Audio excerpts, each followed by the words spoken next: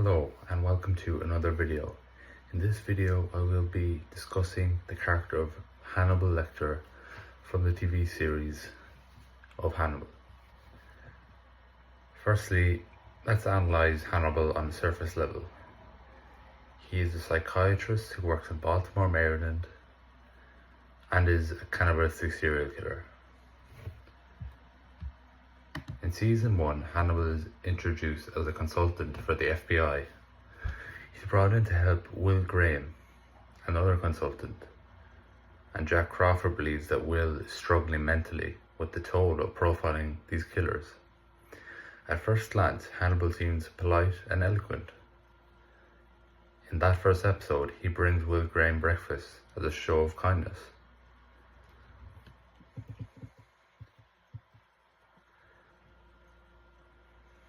We quickly see Hannibal's ability to guide a situation.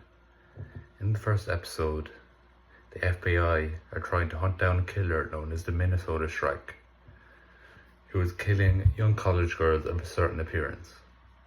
They've gathered a profile which leads them to a construction site. Lecter knows Garrett Jacob Hobbs is the killer and warns him through phone call. As we will find out, Hannibal just does things to see what will happen. We'll now look at Hannibal's personality profile. I believe he has a number of core traits. He is reserved and calculated in what he says. He is very charismatic for people that meet him first. We see this with Miriam Lass. When she comes to Hannibal's office, Hannibal is welcoming, which is of course an act. Hannibal has very strong predatory instincts. He doesn't just kill, he hunts. He enjoys it. He is fearless. Hannibal Lecter does what he wants, when he wants, without any fear of consequences. He is extremely manipulative. He never forces anything, he guides everything along. He kind of pushes one button for one person, one for another, for the ultimate goal of what he wants. Hannibal also has extreme endurance and physical fitness. With relation to his endurance, it's mostly to do with energy because he's quite active. We don't see him resting much. He's working, he's doing stuff for the FBI, and then he's rippering, which is not a verb, but he is the Chesapeake Ripper who becomes a killer that is a focus of the FBI. His intelligence is extremely high. He speaks multiple languages, quotes philosophy frequently, and plays classical music. And he also kills with surgical precision, which we know is a key part of his killing repertoire. His psychiatrist, Bédilia du Maurier, describes Hannibal as wearing a person suit, which I think is an excellent description. Hannibal is a perfect example of a wolf not in sheep's clothing, but in normal clothing, but he's probably, I would say, the saltwater crocodile is one of the most apex predators. He's something like that. Grizzly bear, he is something else, absolutely.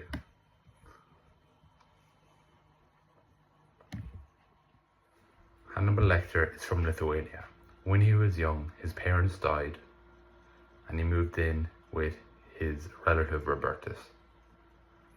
His sister was eaten, her name was Misha, by a local verger, which really refined Hannibal's thoughts about cannibalism and murder. He always believes he is the dominant figure in any situation. He developed an intense appetite for killing and eating human beings. He is well travelled and it's believed he's been educated and lived in many countries. It is revealed from talking to Dr. Sutcliffe that Hannibal moves to the United States after earning a scholarship to Johns Hopkins for his drawings. Previously, Hannibal was working in surgery and ER and general physical medicine, and then he moves into the field of psychiatry. As for his physical description, Hannibal is athletic and strong and quite physically intimidating. He's always well dressed in fine clothing, which goes along with his acquired taste. When it becomes clear to Bedille de Maurier that Hannibal is a serial killer, she asks him what caused him to become this way, and Hannibal gave a response that gives a good insight into his mindset. He said that nothing happened to him, and in his words, I happened, believing he is the dominant force in every situation. Next, we will discuss Hannibal's skills and abilities. He has a strong level of academic and medical expertise. He is trained in medicine and surgery, as we know, and was a gifted trauma surgeon, and then moved into psychiatry, as we know. He later became a leading psychiatrist, trusted by the FBI and admired by peers. He also has skills in forensics and criminal profiling, again, as the FBI look for services.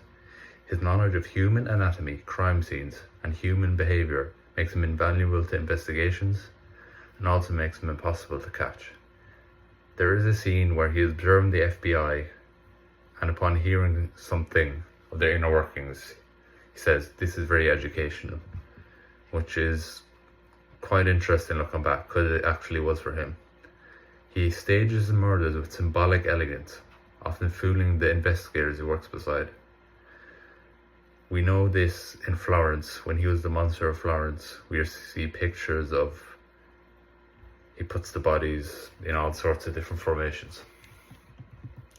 Hannibal is a linguist. We know he speaks Lithuanian and English fluently, given Lithuanian is his native tongue, and he lives in an English-speaking country. We also see him speaking French and Italian, and it is believed he is fluent in these languages. It is clear that his love for languages is another way for him to show his intelligence and love for culture. We know Hannibal has very strong combat skills. His strength, agility, and fitness are all seen throughout the show. We see in his fight with Tobias that although Tobias is probably stronger, Hannibal has very good hand-to-hand combat skills and gets on top of Tobias and takes him out. And Hannibal obviously loves cooking, namely Homo sapiens, our species, as there's many scenes of him cooking and having a lot of fun. One of Hannibal's favourite activities is to host dinner parties and give guests human flesh. And he just takes glee in just knowing he's on top of everything. One of the most prevalent things for me about Hannibal is his sense of smell, which is pretty extraordinary. We know he uses it to determine situations. The one that comes to mind for me is when he smells at will Freddie Lowndes and knows he's been tricked, that Lowndes is alive. And he mentions to Dr. Sutcliffe that he smelled a teacher had cancer before the teacher himself had cancer, using the sense of smell. Psychological profile. This is tough for Hannibal because he's human but not human at the same time. Because he's so skillful at hiding who he is. He kills with zero remorse and functions perfectly while doing so. He suffers zero guilt, shame, grief. But the thing he knows is everything about human beings through his medical work. Hannibal has a huge god complex. He sees himself as superior to people. That's the big reason why he kills, you know? He sees them as pigs, that's mentioned. And as a god, he sees it as his right to manipulate and just take the piss, basically.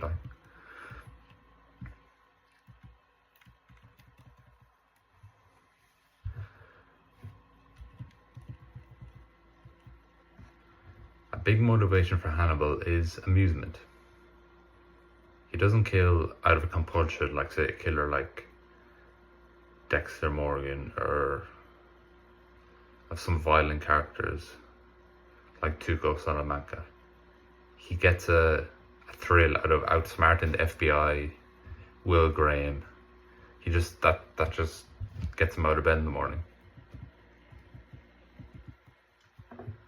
Throughout Hannibal, there's a lot of imagery surrounding the character. To Will Graham, once Graham finds out Hannibal is the Chesapeake Ripper, he sees him as a Wendigo, which is a figure from American folklore, which is like a tall, antlered, kind of man-like being.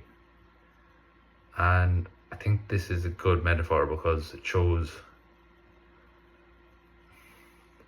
kind of looks like Hannibal on the face, but it shows that beneath Hannibal there is a formidable individual, an almost animalistic beast.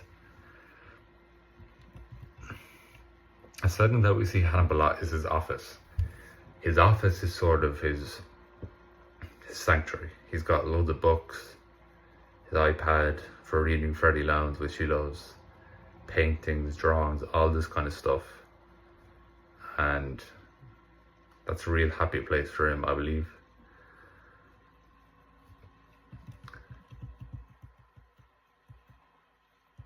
I really believe Mads Mikkelsen's portrayal of Hannibal Lecter is the best of the character because his range of emotions is really strong.